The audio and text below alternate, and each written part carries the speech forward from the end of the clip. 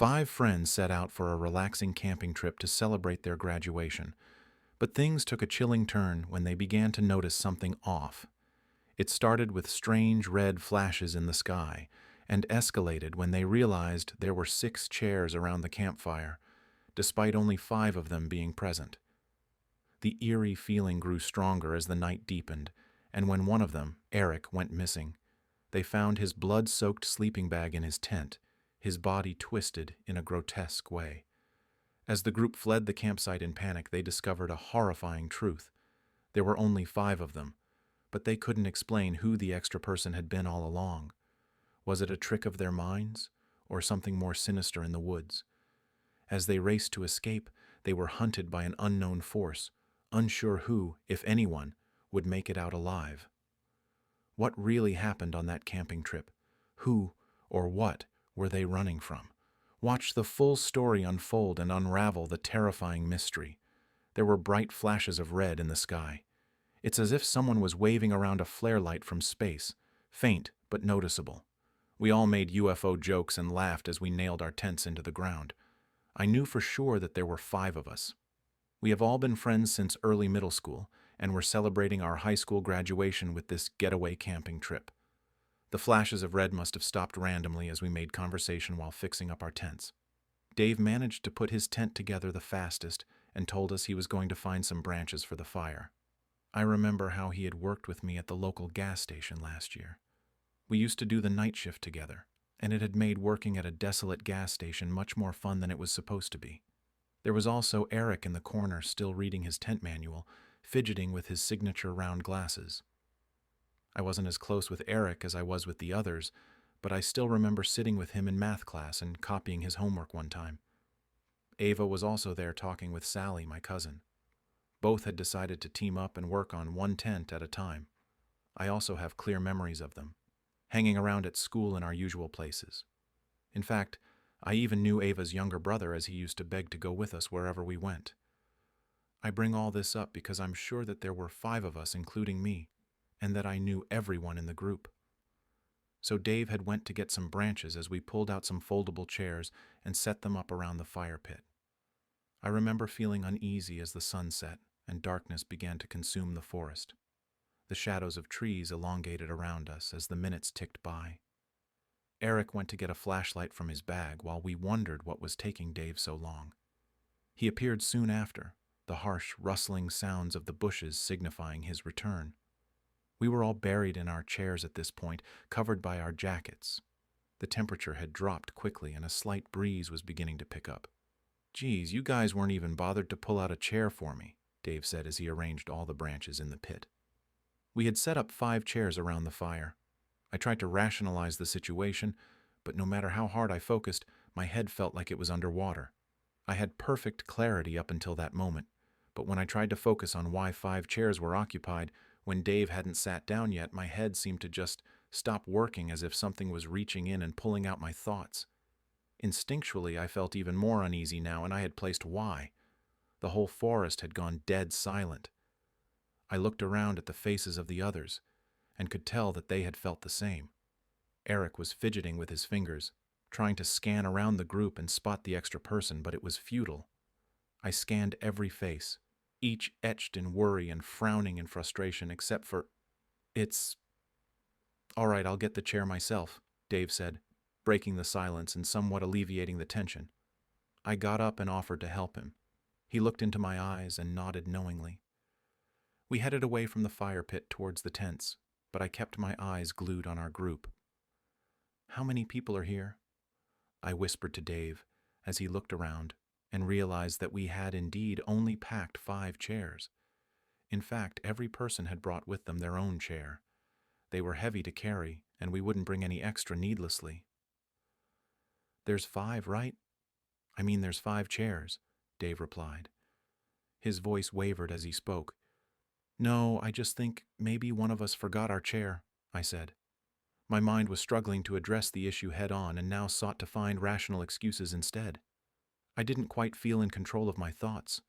It felt like swimming in a dream, and if I tried to force myself to think about who the 6th person was, my head would begin to throb.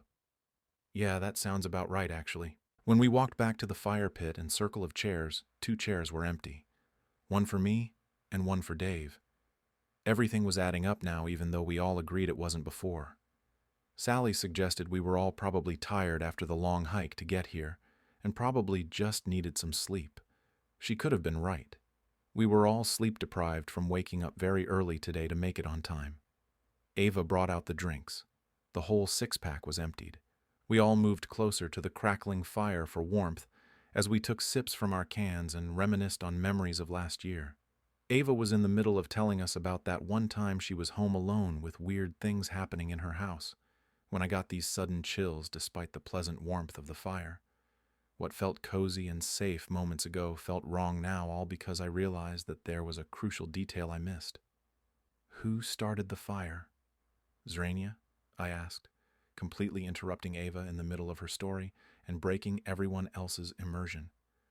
Everyone looked momentarily annoyed until they realized they had no answer. Once again I scanned the faces staring back at me, all barely illuminated by the light from the fire, all familiar and pale from fear. "Wasn't it you, Dave?" Eric asked. Dave shook his head. "I think the person standing behind Jenny did it," Sally said, looking over at me. I whipped my head around so quickly it hurt. My heart was pounding in my ears. There was nothing behind me except for the encompassing darkness of the woods.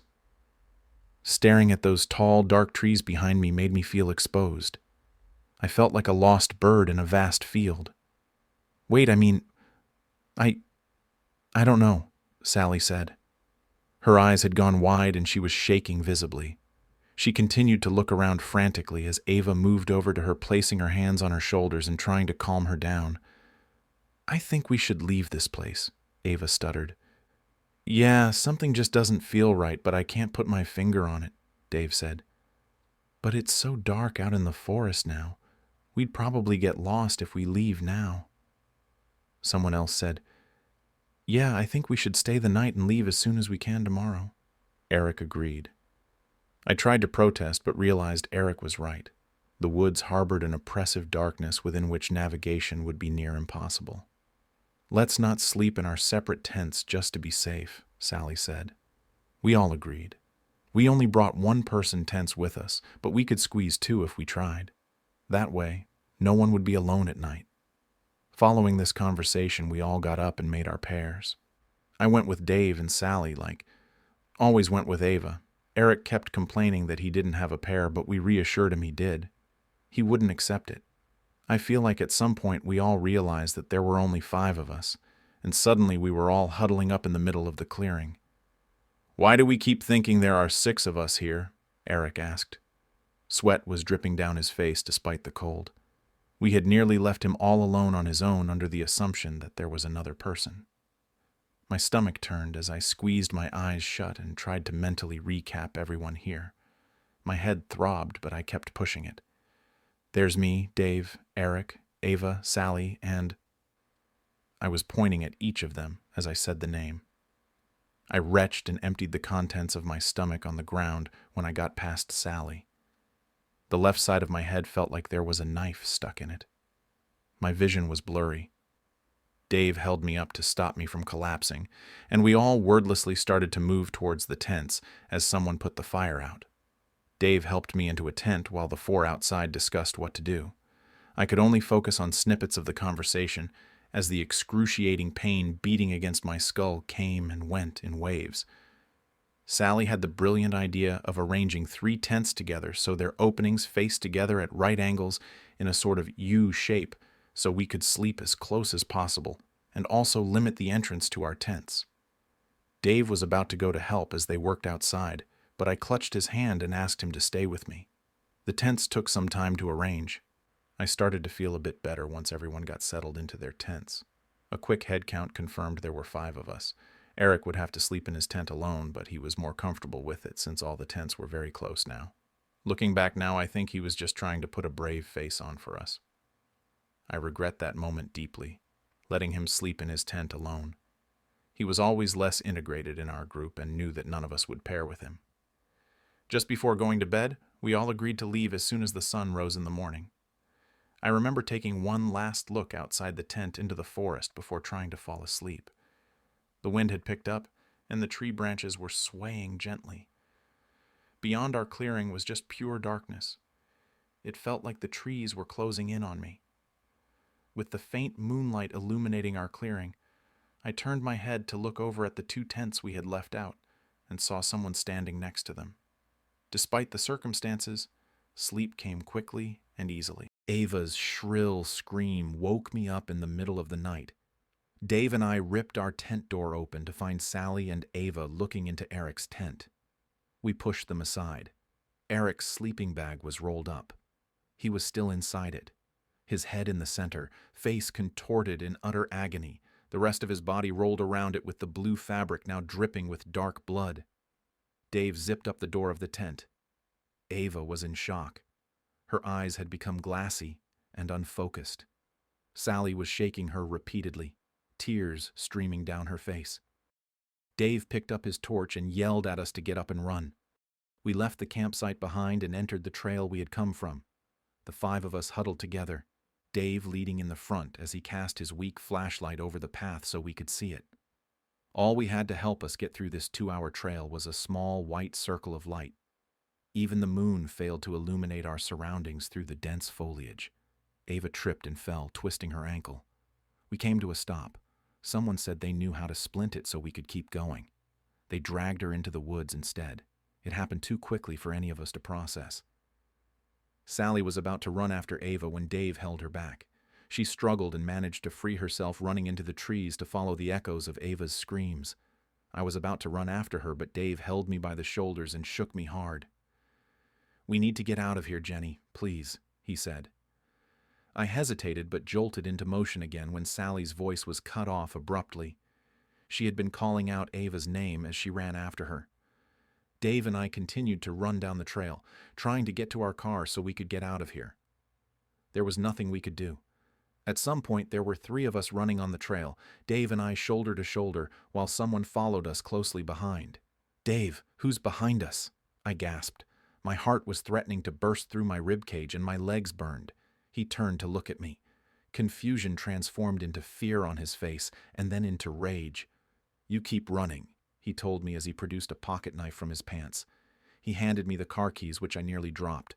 Then he turned around suddenly and jumped at whoever was behind us. I continued to run in fear as the sounds of a struggle grew behind me. I tripped and tumbled through the trail for what felt like hours.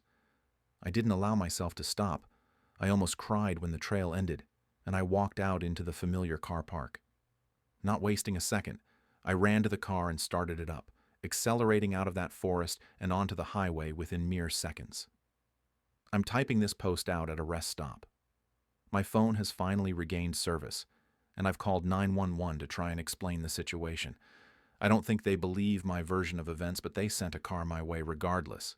As I wait, the sun is finally starting to rise. After I hit the post button on this, I'm going to check why the person in my back seat has been so silent the whole time. And as the first rays of dawn pierce through the darkness, the question remains: who, or what, was the 6th? Were they ever truly there? Or is the forest hiding something far beyond our understanding? One thing is certain: this night will haunt those who survived, and it leaves us all wondering, what would you do if you kept counting one too many? Stay curious, stay cautious, and when venturing into the unknown, always remember, sometimes the scariest mysteries are the ones we can't explain.